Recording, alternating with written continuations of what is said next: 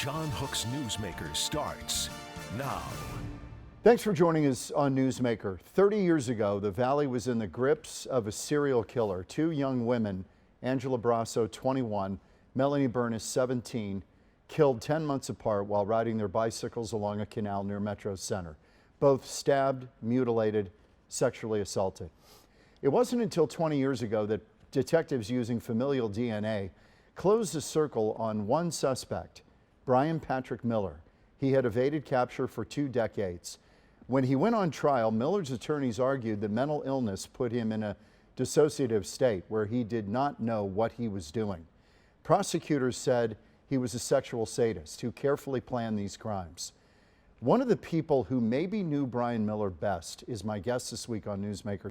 Azariah has spent nearly 10 years trying to make sense of all this. The friend of his who ended up convicted of murder. He's written an extensive book on the subject called The Zombie in the Rearview. And Azariah is my guest on Newsmaker. Great to see you. Thanks, John. You're a journalist, you're a writer. You end up in the middle of this, and I should say at the outset, the title, The Zombie in the Rearview, this was Bryan Miller's, it was his character that he did down at Comic-Con in cosplay. He had a car, he dressed the part. That's kind of the name, right?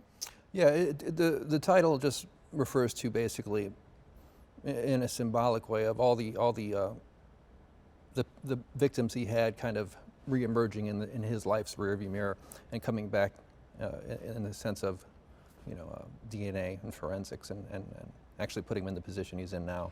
You met him in 2015. You had moved here from Cleveland. Right. Moved here in 2007-ish. Impressions of him when you met him? Lonely, kind of sad, kind of very introverted. I met his daughter around the same time. Would you have had any inkling that there was this kind of demonic part of this guy that was lurking in the background? No, there's no way of doing that.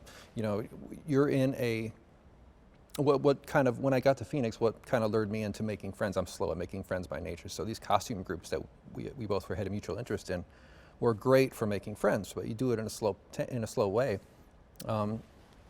So it's a requisite to be weird, and in these groups. Sorry, but it is. So nobody stands out in a sense. So it's a lot easier for someone who is maybe a little disturbed to. Did you ever detect a violent side or a violent sexual side to him? No. I think maybe a few females in his life have seen glimpses here and there, but no. When you moved here, had you heard of the deaths of Angela Brasso and Melanie Burness? I didn't. At the time, I was working at a dog groomer part-time and writing on the side for various print publications like Phoenix and Times publication, doing cartooning for them, and I had a graphic column in The Entertainer and stuff like that. And on the way to work, the Times would have stories. Sharon Hogan, who actually really helped me with this book before she passed away. She was like my training wheels for this, because I had no idea what I was doing. But every time you go, she did have a great true crime story at every bus stop. These papers, and that's where I learned of it. In about 2011, I think I read the story about Angela Brasso, and I was friends with Bryan at the time, but I didn't. There's no reason for me to remember that and put them together at the time. You never talked to him about it. You never said, "Hey, not that case in general." Yeah. I've talked to him about stuff like the Zodiac and stuff, but it was very brief. And did he have an interest in that? Did he have an interest in serial killers? I didn't think so at first, but apparently they're finding stuff in his house that, like books about Jack the Ripper and stuff like that. But he didn't make that known at all. Okay, so did you know about these prior victims when you met Bryan? He had stabbed a girl at the Paradise Valley Mall in 1990 and ended up in Adobe Mountain for that. Just stabbed her out of the blue in the back. No, you could probably count on one hand how many people he might have alluded to in his life about what happened. And that's in the book. He kind of, through his jailhouse letters, he apologizes in a sense to me for not telling me sooner. Said that it's the way he prefers to let people know, but I didn't know a thing. If I had known, I would have had a little more of a arm's length kind of watch with him. And then he stabbed a girl in Everett, Washington in 2002. Yeah. So there was a history there. Do you believe that Angela Brasso and Melanie Bernis are his only victims? My heart says no, and like I was saying, the whole avalanche of potential victims that emerged after his arrest makes it hard to put the brakes on that kind of thinking. So there's no way I would be surprised at all if there was. So you never saw anything violent about Bryan? I mean, this is the actual kind of scary thing. It is. That people might not pick up that this is going on in the background of someone's life. But he was the type of person, from all accounts, who would hold all that in.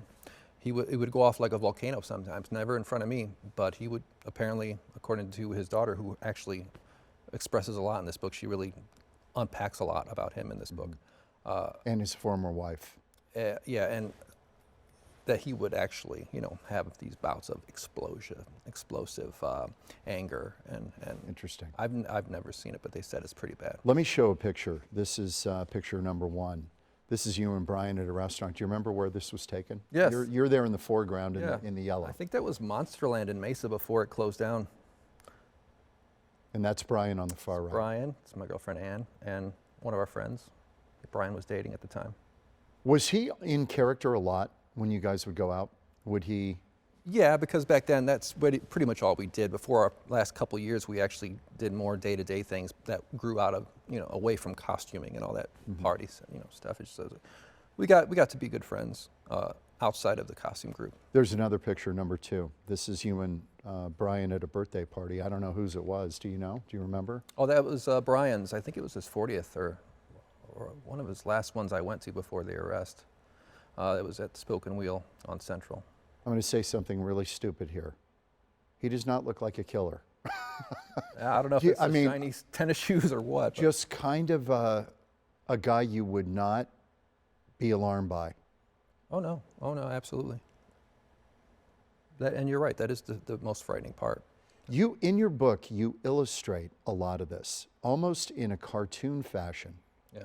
Let me show you number 3, and tell me what this represents.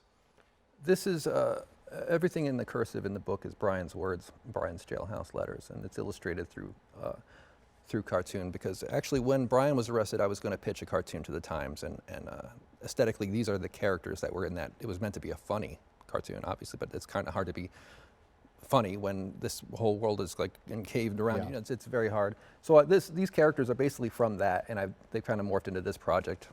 Bryan Miller was arrested using genetic genealogy. Do you think now, looking back on it, in the rear view, so to speak, that he started to learn about some of these forensic techniques using familial genealogy, and they came up with the name Miller? This is what led police to re-question him. He had been looked at initially. Do you think he felt like, oh my God, they could actually get me for this, where he had escaped for 2 decades? I think so. I think that whole generation, early 90s serial killers, were all sweating bullets at this time. I think they were, they were dropping off like flies left and right. The Grim Sleeper went in, I think, in 2010. And from then on, they just pop, with people like Colleen Fitzpatrick. She's amazing. Yeah. I interviewed her on this show. Oh yeah, we went to lunch. She's amazing. She makes my brain smoke. I can't even keep up with it. It's incredible. Yeah. So if you don't know, you use a genetic profile into these databases that are public, 23andMe, Ancestry.com, and some of the alleles match, and you start to find out, okay, and in this case, they found the name Miller. That popped up. Yeah, and it narrowed it down to a handful. And so police, under a ruse, got him to go to, what was it? A Chili's. A Chili's restaurant, to try to get him to deliver some DNA and what turned out on a drinking glass, a water glass. Yeah. How did they get him there? Do you remember what the? I think they worked on his ego a little bit and asked him, if he would like this position of authority, as far as helping them catch criminals, which is pretty smart of them, actually, and to actually watch a building next to his place of work because there were thieves going in. That's how they got him to the Applebee's. Yeah, they were going to offer him a job. So wow. He took it. He brought his daughter with him for that? I believe so, yeah. Okay, so he drinks from a glass, and it took a while. He wasn't delivering the goods. It took several. Inhaled the burger, sipped to the glass like wine. Yeah. And then they collected the glass. Yeah. They got a match 11 days later. Yeah. This is your guy. Mm-hmm. When you found out, what did you think? Well, oh man, that's a funny day in my life. I was at work, and I checked the internet, and I couldn't believe it, so I had to take a break. I was gutted, you know. It was a huge gut punch. So I went next door to my buddy Rodney, who I've known for years back then, and I told him the news. And lo and behold, this is what I mean. This book is an amazing example of, I don't know if you heard of the 6 degrees of separation. Oh, yeah. Well, you might be able to take that down to like 3 in this book. No, that's right. So Rodney was my other friend who didn't know Bryan. It was the guy who found Angela's remains in the canal. I didn't know that until the day Bryan was arrested. And he said, yeah, I was the one that the Fisher King came and knocked on my door. And I looked down there, and sure enough, it wasn't a joke. It was an actual human head. Oh my God. And did you believe it when Bryan was arrested? When you started to learn more about it, did you say, yeah, this adds up? You know, it's a weird phase you go through. You know, as a journalist, I was being pulled this way, and my heart was going the other way. And I was, you know, it's like if cops dig for remains, for example, you have relatives hoping that they find something, when some relatives hope they don't find something, and that's kind of how I went into it, digging. I was hoping maybe I won't, but hopefully I will. You know, maybe if it's ultimate ambivalence in a way. Yeah, it take a long time for it to taper off, that weird numbness that comes with an experience like that. You attended the trial every day of the trial. For about 8 months. Did you have any interaction with him when he was in jail at Lower Buckeye? We talked on the phone. You did talk on the phone? Oh, yeah. Yeah, every now and then you would hear, you know, the phone ring, and it would say Lower Buckeye Jail, and he would just be calling to check in and whatnot. This was early on. He didn't have many people to talk to. I went to the courtrooms the whole time in the early stages to see his sessions. We're going to leave it here for Newsmaker, but we're going to continue this conversation online on all of our streaming platforms. Coming up next on Newsmaker, so continue. We're going to continue this conversation. It's going to be on the web. Great. And it's going to be out there. Next on Newsmaker, AI at ASU. They are offering a master's program for the first time ever this fall in AI, one of the first universities to do it. We'll talk about it next on Newsmaker.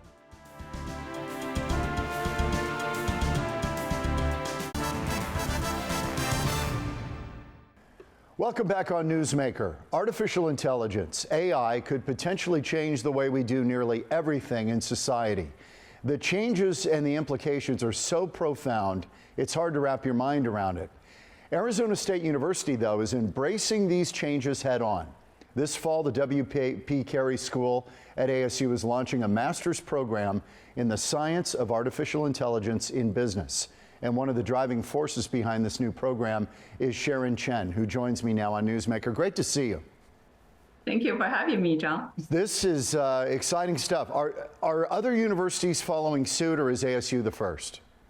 So ASU is the first. So this is actually the first AI graduate degree offered by a business school in the United States. Incredible. So we're really excited, yeah. Is it a 2-year program, the master's program in AI? It is actually a 9-month program. 9 month. Correct. Interesting. So it's intensive. Okay. You are quoted as saying that AI's implications for society are potentially more profound than those of the Industrial Revolution. That is a strong statement. Yes. So I think the reason we say that is because AI is actually now it's become a general purpose technology. It's easily accessible to anyone.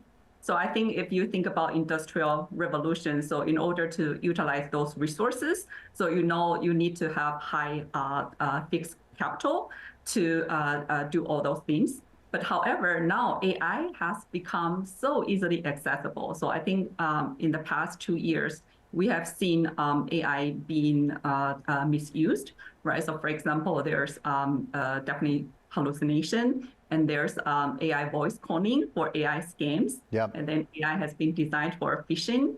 So again, and then another very important perspective is that because AI usually we use existing data to train applications. So a lot of the inherent human biases would actually be amplified when we rely on AI to make these decisions. It is the misuse perspective that make me say that. Well, this gets me into my question of, on balance, do you believe that AI is a positive for society or a potential negative? I would like to say positive, right? So I think in a lot of ways, if they are used correctly, right, used in a mindful way, so it holds a lot of potential for business and for the society. However, if we misuse it, right, just like in many other food or anything that we do, if we misuse it or overdose, it can be dangerous. Yeah. One of the points that has people concerned, estimated 47%, nearly half of Americans are concerned that U.S. jobs are at high risk of potential automation, and AI would be a part of that. Is that a concern within this program? No, so I think at ASU, we believe AI actually stands for augmented intelligence. So I think many people also ask me this question. So I think the example that I like to give is that the technology allows us to achieve a lot of things or new heights that are once very costly or difficult or even impossible to achieve, right? So I think if we think about a tall tree, right, with a lot of fruit, right, without any ladder or any tools, we can only pick the low-hanging fruit, right? But now, as we have new tools, we have the ladders, we can now actually stand on top of it and then pick the fruit on top of the tree, right? So I think AI actually allows us to achieve new things. So I believe that new job would be created, even though some job would be automated. However, just like during the big data age, right? So data scientist is a new job that every companies are looking for.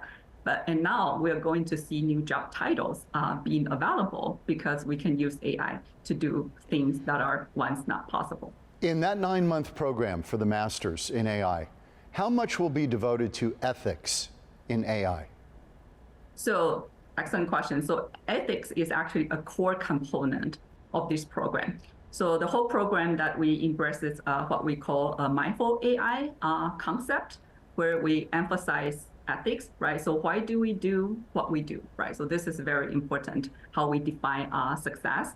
And then we also emphasize responsibility. So this is how AI is designed, right? So it's very important that it's ensure privacy preserving and then secure and then safe, right? So, and then we also emphasize governance and principled innovation. So this principled innovation is actually the newest design principle at ASU, right? That we innovate guided by principles.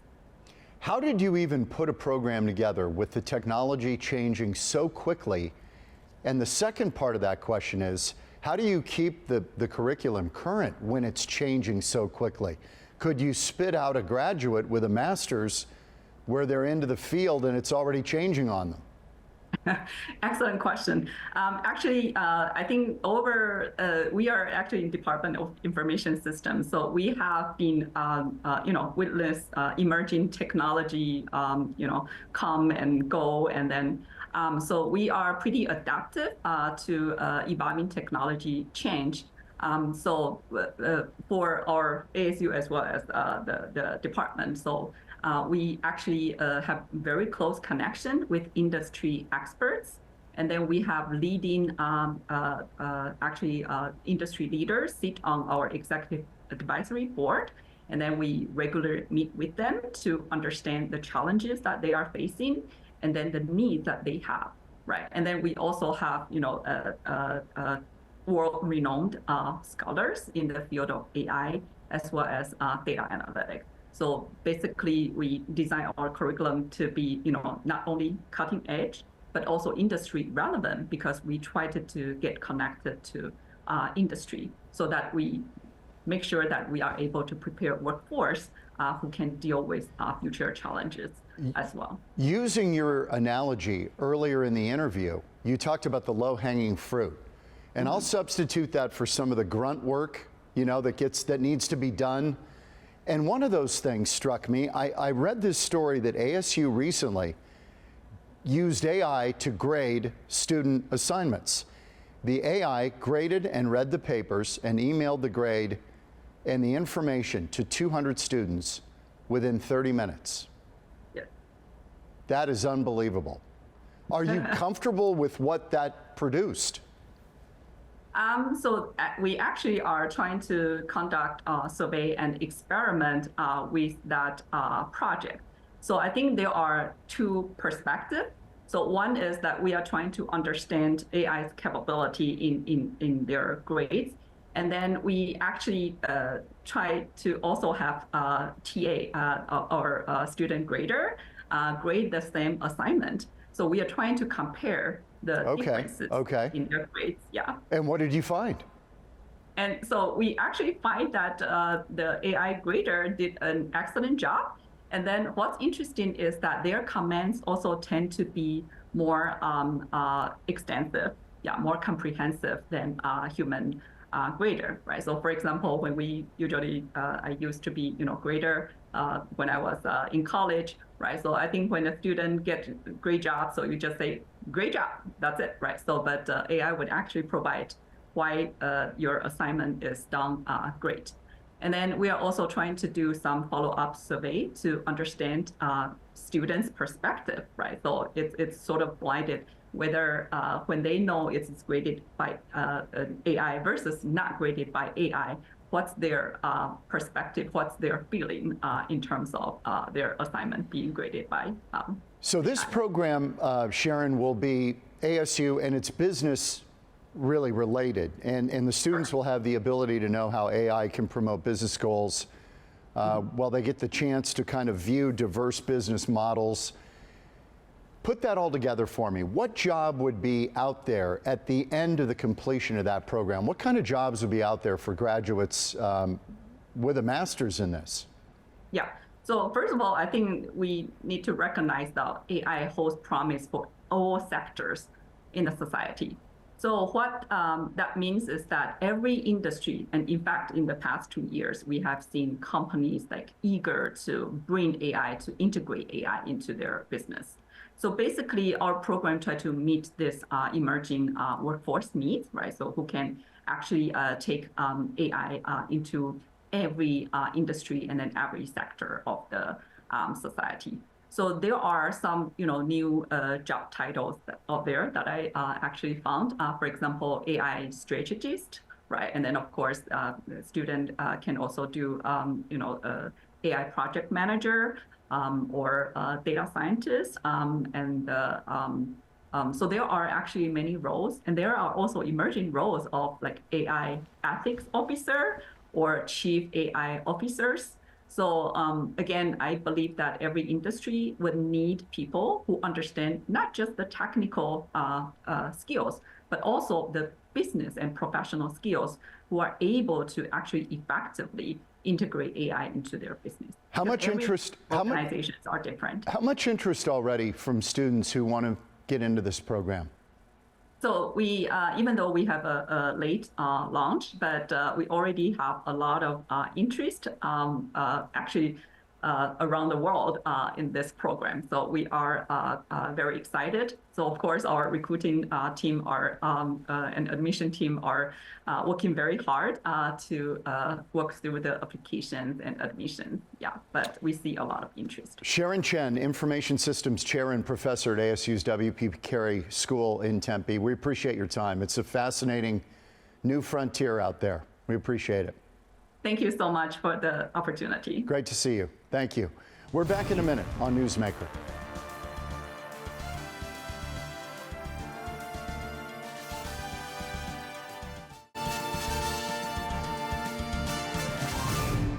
Thanks as always for joining us for Newsmaker, and we will see you again next weekend on Newsmaker. Picking up our conversation with Keen Azariah, journalist, writer, wrote the book, The Zombie in the Rearview, the story of Bryan Patrick Miller, and who is now on death row. Yeah. When we left you off in the earlier part of the conversation, we were talking about you attending the trial. Bryan gets arrested. Did you have any interaction with him when he was in jail at Lower Buckeye? We talked on the phone. You did talk on the phone? Oh, yeah, yeah. Yeah, every now and then you would hear, the phone ring and it would say Lower Buckeye Jail, and he would just be calling to check in and whatnot. This was early on. He didn't have many people to talk to. I went to the courtrooms the whole time in the early stages to see his sessions, and it was pretty empty otherwise. So he was kind of on his own. A lot of his friends wouldn't even give him the time of day, and I understand why. He didn't at the time, though. At the time, he was very optimistic at his case. He was actually telling me, "Hey, when I get out, we should try to, hang out and this and that." Wow. Okay. Is this denial, or did he think he had some kind of defense that would stick? Or had he even gotten that far? This was before it even went capital. We both had some denial, admittedly. His was probably a little more pronounced, but yeah, I think we both had it, and his denial was kind of contagious in a sense. Did he say to you, Keen, I didn't do this? In so many words, sure, yeah. And he was telling me back in 2015, he would fight it till the end, but no matter what happens, he's not going to. When did you first hear that they would mount an insanity defense? Well, that was late. That was unexpected, and that was late, last year before the trial came. What did you think of that strategy? Did it make any sense to you? Did Bryan strike you as someone who was insane?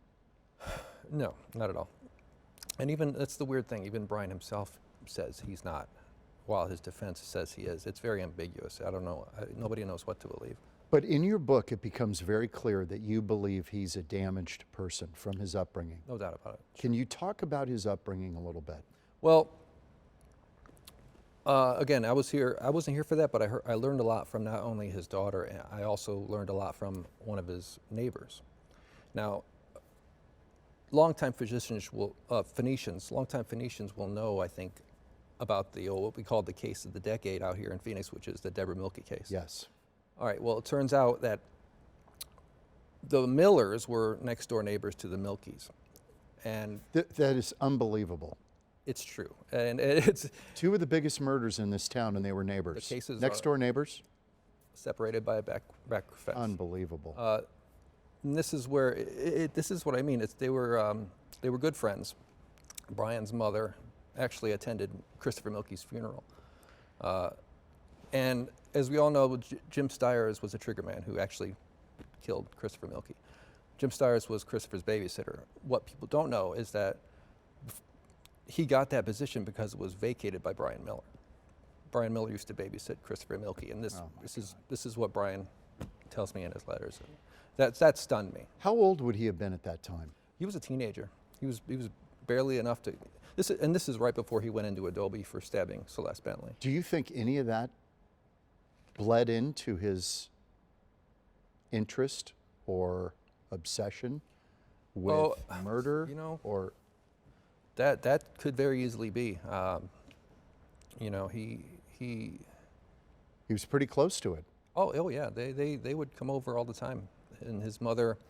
I heard it in court, but I learned it in 2015 that his mother would let the Milkys borrow Faces of Death on VHS. They were her videos, and this is what Bryan was exposed to. So his mother was interested in exactly the same stuff Bryan was.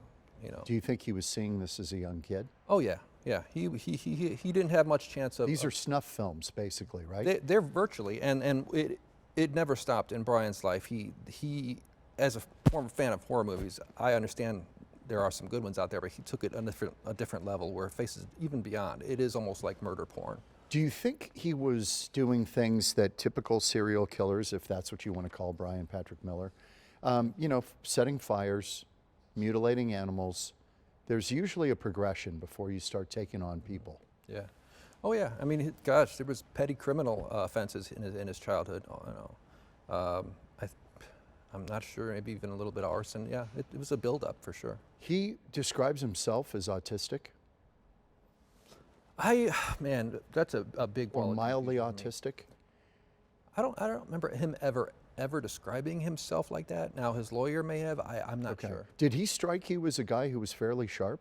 Oh yeah, as Smart guy. As a tech, yeah, yeah. You know, and he wasn't the kind of guy who was a show off when you know, philosophically or anything. Would, you know, I know about this or that. What he knew about, he would speak up, and yeah, he was spot on. Since you weren't here when the murders of Angela Brasso and Melanie Bernis happened in 1992 and 1993, respectively, you weren't here for that. But people Right. who knew him during that period, did he ever exhibit any interest in that case? Did anybody ever catch him reading newspaper articles, watching television? Because this was all over. It's one of the first stories I covered here when I got to the Valley. Yeah. Not that I know of. Not that I know of. Now, there might be somebody who may have heard something, but the people I've spoken with, no, he barely spoke at all when it comes to that. But no, there was nothing I've heard. Did police ever find in the search of his house clippings from newspapers? There was a rumor about that early on, but nothing ever came to fruition that I know of. Maybe you might want to speak to Troy Hillman or something, but I don't know of anything. And the bicycles from the two women were never found? In whole. Now, that's not to say that parts of the bicycle might have been found on other bicycles. I don't know. It's just In other words, speculation. souvenirs maybe? Who knows? Retained. You never Because know. But he mentioned that he did have, you know, receipts for those. Those were new bikes they found in the shed. I don't know if, you know. You actually went through his house with other friends of his to collect his belongings Right. after he had been arrested. Yeah, there was a handful of us that went there to pack up because the police had left, and everything was rotting. There was no electricity. It was terrible. It was a mess. It was so bad I had to change clothes before going home. I didn't want to get bed bugs. It was terrible. Was he living like that, or was it because the police had turned the place upside down? According to his daughter, it wasn't that much different during every other time. He hid it well. Every time I was in that house before his arrest, it was hid pretty well. Curtains on the wall, or curtains in the hallway, so you know, it was pretty shocking. Did you learn anything about his proclivities or anything about him, his interests in that? Did stuff turn up? Well, it was strange because you end up finding things, and I understand why things might have been left behind, but you find, you know, written letters and stuff like that, and very personal items, you know, receipts and stuff like that. It's a giant junk pile. I know the police can't just dump the whole house into a basket, but it's just it was an impossible mission for them. Was it a hoarder house, would you call it? Yeah, it looked like there were two that were dumped into one. Yeah, it was wow. like if a tornado had gone through Neverland Ranch or something. It was just. His daughter ended up where? She moved out of. She was living with him. Yeah, she eventually moved out of the city. She's trying to free her mind of all this, as we all are, in a sense. I still talk to her. She was pretty damaged from it, and she goes into that too in the book. She feels like it's getting a lot off our chest. Keen, did you visit him in the lower Buckeye jail before? No. Back then, it was just too much of a hassle to actually get down there. And once you do, you're still behind not even glass. You're actually zooming basically on It's on camera. Yeah. So I was like, you know, might as well just call him and Okay. And you're aware at that time that it's being recorded. Oh, sure. And he knows this. He must know this. I think he knows as much that they record phone calls as he did that they record interrogation videos, because you know, I think he knows that he knows enough that everybody you get recorded in interrogation videos, and when you watch his interrogation, you see that, well, we think he's wise to this. He's talking out loud to nobody, to Sarah, trying to make himself sound you know, innocent in a sense. It's been When done. the cops leave the room. It's been done before, yes. I have not seen that interrogation You need to video. watch it. When you watch it, do you see a guilty man scrambling, nervous, or does he strike you as the Bryan you always knew? Well, he does strike me as the Bryan I always knew, which is the problem. There's no man in there surprised at what they're accusing him of. There's no surprise. There's no, I didn't do it. There's none of Indignation. that. Yeah. I mean, I don't understand that. I would have been jumping all over the room. I wouldn't have been freaking out. Yeah, I mean. So when they tell him the DNA is from you on both girls, he says, I just don't know how it got there? Sure, yeah. He's claiming he's scared of that strip of canal and this and that, but I don't know. When you look back at how these killings were done, do you think it was meticulously planned, that he went there very methodically looking? The victim may have been by happenstance, but he went there to kill someone that day, those days. Yeah, I think it was a hunt every time, absolutely. And, you know, depending on, I interview another woman who actually was accosted by somebody she thinks is Bryan Miller after Angela Brasso and before Melanie Bernis. She said when she saw him on TV, she had to run to the bathroom to vomit. This was who? I believe I can't recall her name right now. It's in the book. Did he attack her, or she just got a feeling? To her, it looked like attempted attack. I call it accosting. This is the one in the tunnel where he kind of cut off her access? In a sense. Where she felt, it just felt wrong. In Sunny Slope, yes. Yes, okay. I did read about that in your book. You mentioned seeing a blade in his hand. There are some other names that come up in this investigation. Brandy Myers, 1992, same time frame, went missing while out collecting pledges for school reading project. Right. He actually confessed to his former wife, Amy, that he killed her. Yeah. In so many words, I guess, yeah. And, you know, when speaking to him through the letters, you know, he said, you know, I told her some things, but she's playing off of what I said. So I don't know what he told her exactly. He never really gave me verbatim. But either way, it's tasteless at the very least. I mean, I don't understand it. Now, whether Amy thought it was serious enough to tell other people, or when she did, I don't know, you know. Who else? Well, there's several unsolved in his orbit. Yeah. Well, when I was at his house for the first time after the arrest, I was interviewed by the news, and I heard somebody mention the name Adrian Salinas, and that inspired an article that I wrote in 2017. I remember reading it. Yeah. And not condemning him, just I waited 2 years to publish it. And that's part of why I was at his house. Before I went to his house, I was speaking with Detective Akey in Tempe, and I told him I was going to go into that house. And is there anything I need to keep an eye out for? Because I didn't know if they were looking for anything related to Adrian's case or not. So I had my head on a swivel in there. I was taking pictures, and it was just a strange time. And again, so I wrote this letter, and you know, oddly enough, speaking of the 6 degrees, there's one of Bryan's confirmed victims would go on to actually meet Bryan Miller. One of the friends of one of the victims would actually go on to meet Bryan Miller before his arrest. And not only that, she would go on to meet Adrian Salinas. Oh my God. Who actually lived pretty close to Melanie Bernis at the time. It's a web of coincidences. And as I remember from your article, you put Miller in that neighborhood at the time. Well, we're talking when Adrian Salinas. We're talking Arcadia, because Melanie Bernis lived far away, considering where the canal murders happened. But she was an avid cyclist. Right. She would go to Fountain Hills. She would go everywhere. I mean, places she was amazingly athletic. So that was a main thoroughfare for her. And the funny thing is, people don't realize there were 2 canal murders in Phoenix at that time. And one of them lived a few blocks from Melanie, actually up against the canal. And it makes you wonder, you know, there's a lot of weird characters in this. I think his name's Pandelli, Peter or Darren or something like Pandelli. 2 days after Melanie was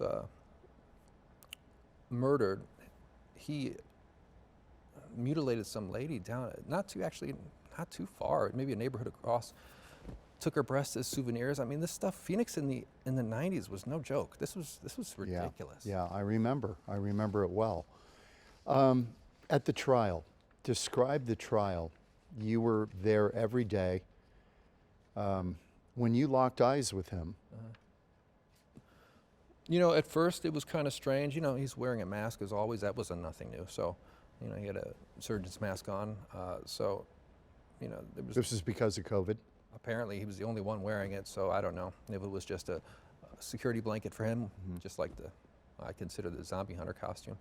So you couldn't really see? You couldn't really. You know, I stared at his bald spot for 8 months. That's about it. Sometimes. But he saw you. Oh yeah. But the thing is, sometimes some of his relatives were sitting in front of me, so I didn't. You know, I don't. Sometimes you can't tell if he waves. If he's waving at her, I'm not gonna. You know. So. Was he active in his defense or impassive? What was his demeanor in the courtroom? Passive. I mean, it looked like he was at a gaming convention. You know, it's 8 months we're talking. You know, it's like. Yeah. You know, eventually it's routine. You know. Was there something in that trial where there was a moment of clarity for you about what this was all about and what had happened? Well, I think it was, what comes to mind right away is what I feared the most, which was the victim impact statements. The victim impact statements really rocked me. I was expecting a guilty verdict, but I wanted to be there, but I didn't want to be there, in a sense, to hear Angela's mom or whatever talk about it. It was going to be the hardest part. We all knew that. And that's when I knew that, you know what, he's in the right place.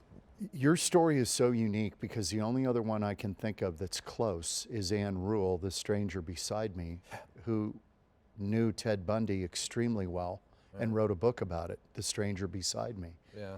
You are a journalist and a writer who end up unwittingly in the middle of your friend being arrested for these murders and sentenced to death.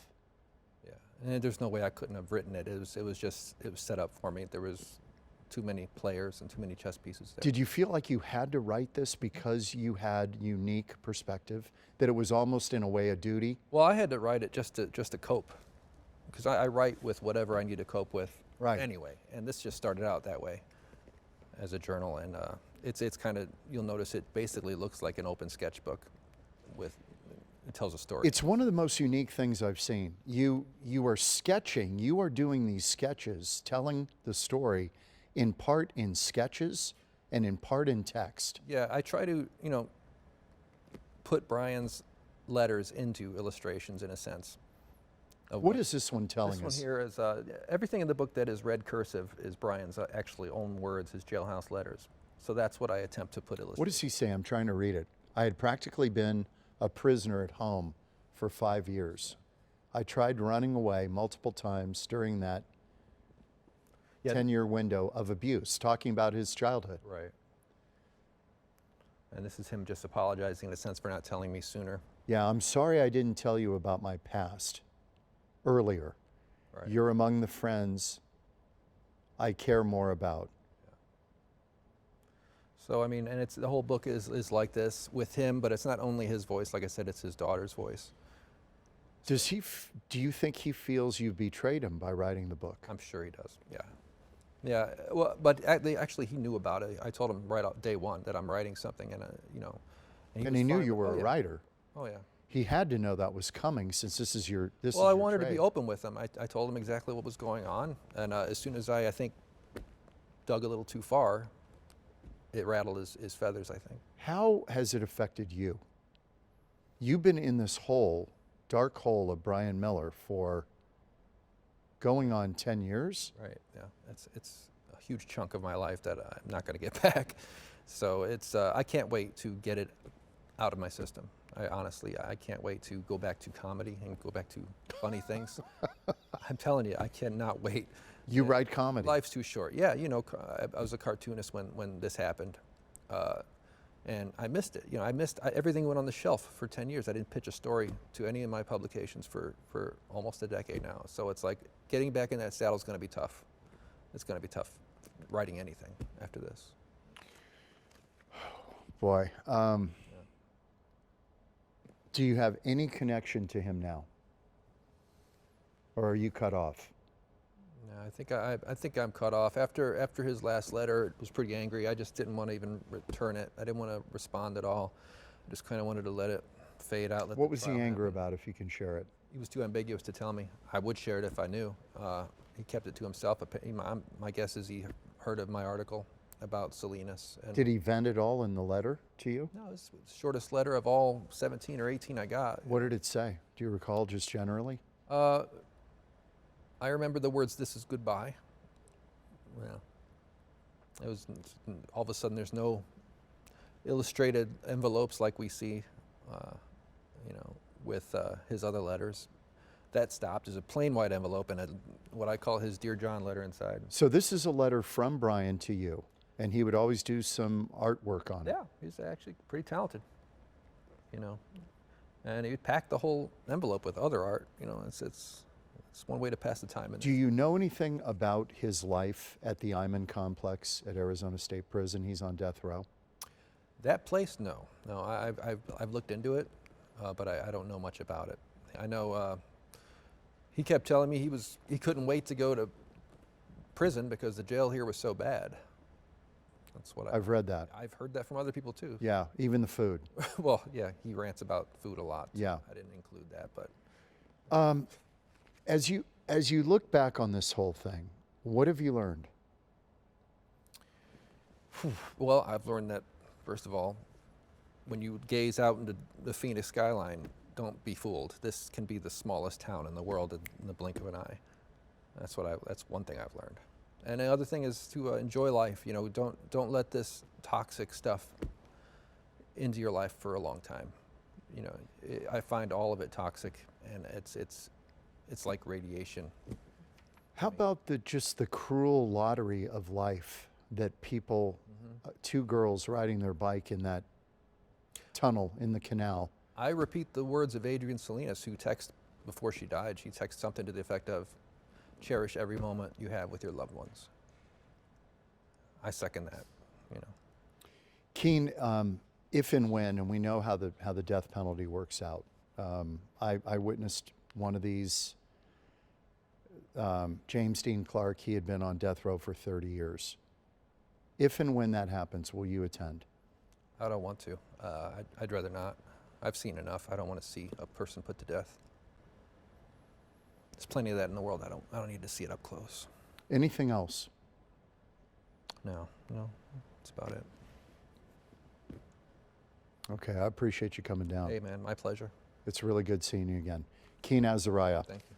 Author of The Zombie in the Rear View. Thanks, Keen. Appreciate it. Thank you.